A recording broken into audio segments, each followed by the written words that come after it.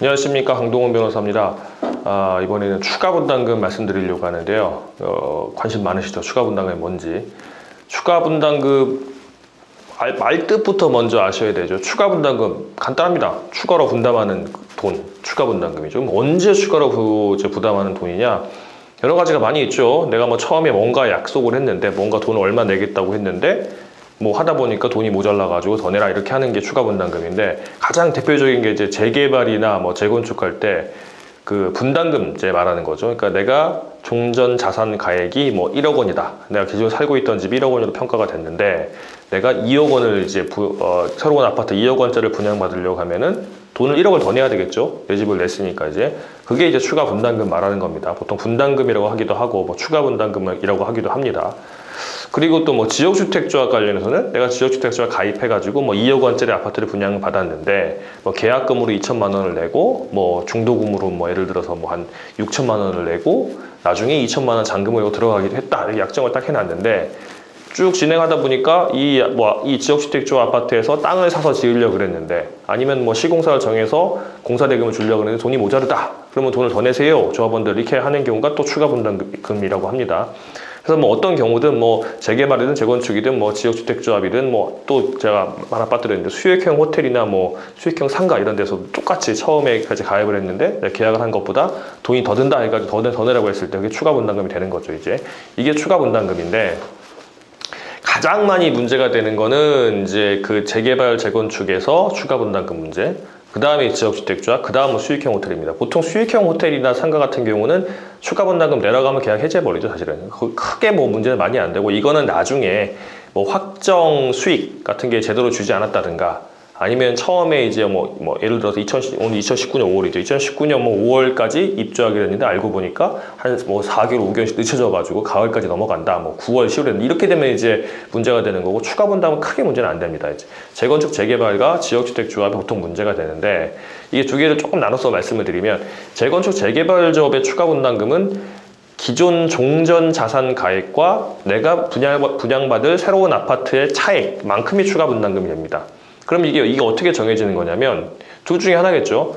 종전 자산가액이 너무 낮으면은 추가 분담금이 많아지게 되는 거고, 그렇죠? 내 기존에 가지고 있던 그 집이 너무 낮게 평가되면은 내가 더 내야 될 돈이 많아지잖아요. 이제 그게 추가 분담금이 많아지게 되는 거고, 아니면은 새로 지어질 아파트 값이 너무 높게 된다는 건 둘 중에 하나인데, 보통 새로 지어진 아파트 값이 높게 평가되냐 안 되냐에 따라는 크게 뭐 별로 다툼이 없습니다. 왜냐하면 뭐 시공사 조합이 얘기를 해가지고 보통 이제 경쟁을 해가지고 이제 평균적인 보통 금액으로 되게 됩니다. 아주 특수한 경우가 아닌 이상 아파트가 너무 비싸면 잘 분양도 안 되고 하니까 이제 평균적인 부분으로 분양이 됩니다. 크게 문제가 안 되는데, 가장 많이 다툼이 벌어지는 게 종전 자산가액이 너무 낮게 나온다는 겁니다.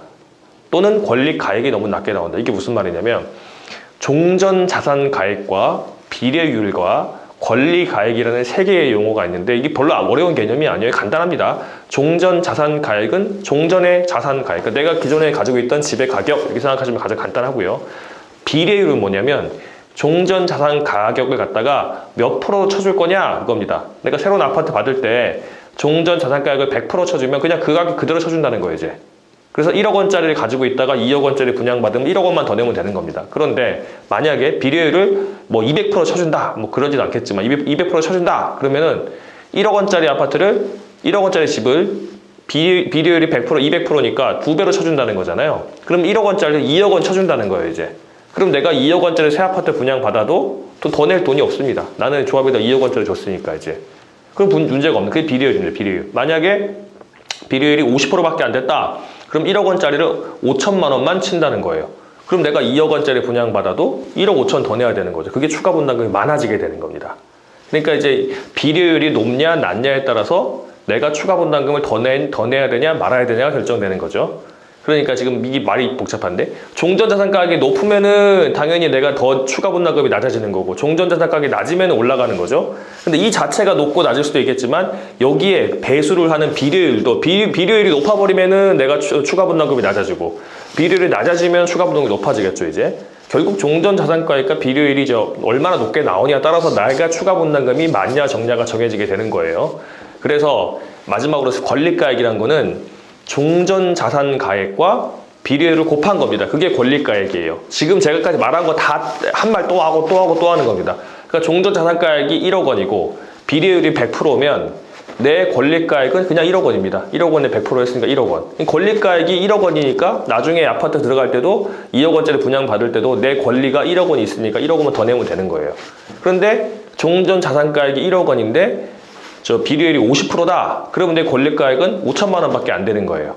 그러면 내가 2억 원짜리 아파트 분양받으려고 해도 1억 5천을 더 내야 되는 거죠. 추가 분담금이 많아지게 되는 거죠, 이제. 정리하자면 결론적으로는 권리가액이 높아야지만 추가 분담금이 낮아진다. 그럼 권리가액은 뭘로 구성되냐? 종전자산가액 곱하기 비례율이다. 그러면 권리가액이 높고 낮으려면 종전자산가액과 비례율이 높고 낮음에 따라 결정될 거 아닙니까?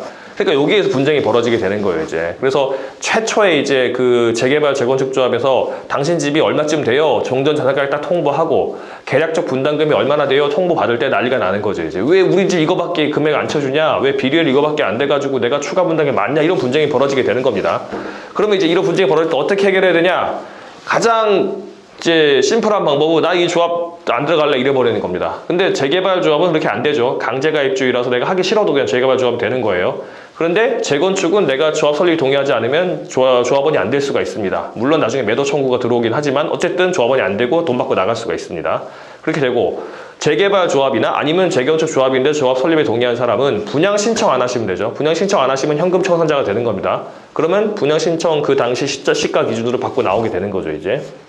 그리고 분양 신청까지 다 했다. 그러면 이제 분양 본계약, 분양 계약 안 하면 또 그 당시 시점 기준으로 금액을 받고 나올 수가 있게 되는 겁니다. 그러니까 추가 분담금 따위는 안 물지도 않고 그냥 기존의 내 집 가격을 받고 나오게 되는 거죠, 이제.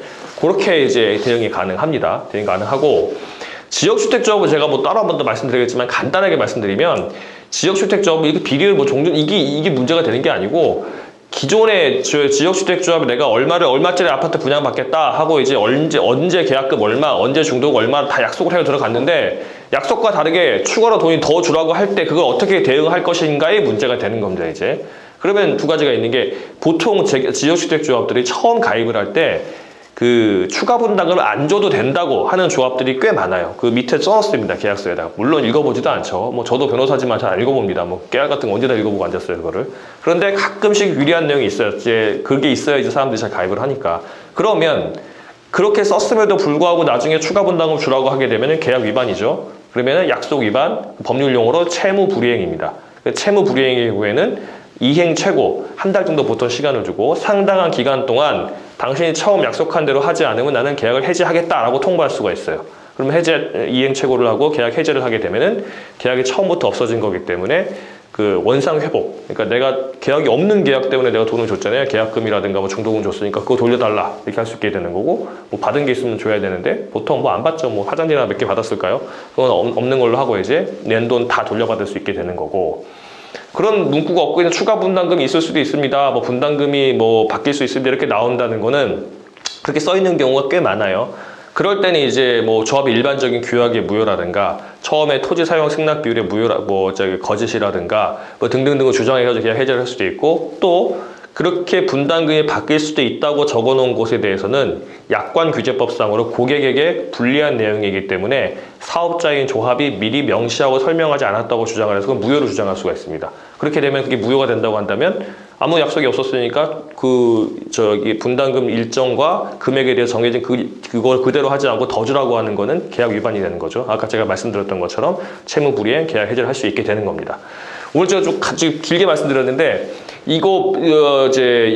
제가 오늘 말씀드린 거에서 이제 생각하실 거는 추가 분담금은 뭐냐? 추가로 분담하는 금액이다.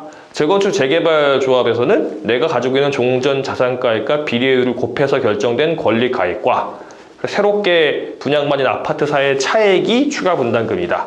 그래서 그 추가 분담금이 너무 많다고 생각한다던가 아니면 그 말은 종전 자산가액이 너무 낮다. 비례율이 너무 낮다라고 생각하시는 분은 나오면 된다, 조합에서. 그러면 추가 분담금 낼 필요도 없고 이제 내가 기존에 가지고 있던 종전 자산가액 받고 나올 수 있게 되는 거죠. 그러면 재건축 조합 같은 경우는 조합 설립 동의 자체를 하지 않으면 조합원이 안 되니까 나올 수 있는 거고 재개발 재건축부터는 둘 다 분양 신청 안 하거나 분양 신청 했다고 하더라도 분양 계약을 안 하거나 그러고 나오면 돈 받고 나올 수 있는 겁니다.